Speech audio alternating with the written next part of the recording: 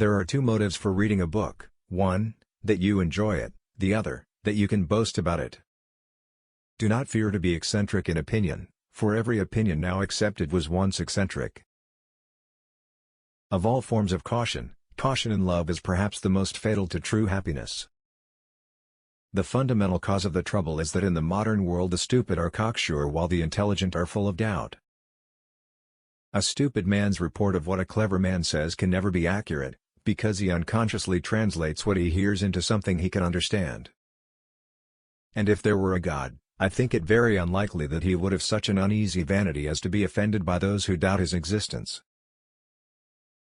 Three passions, simple but overwhelmingly strong, have governed my life: the longing for love, the search for knowledge, and unbearable pity for the suffering of mankind.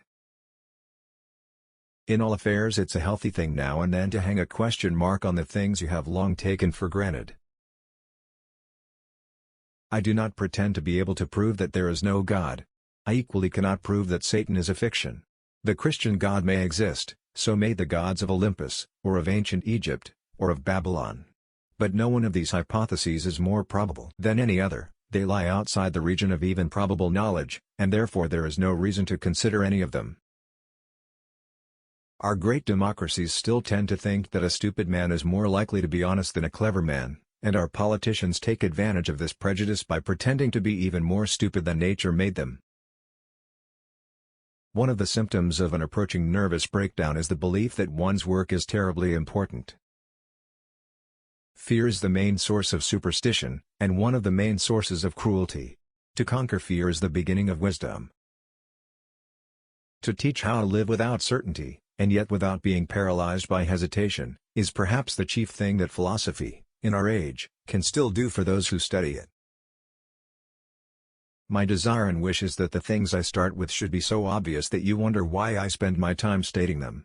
This is what I aim at, because the point of philosophy is to start with something so simple as not to seem worth stating, and to end with something so paradoxical that no one will believe it.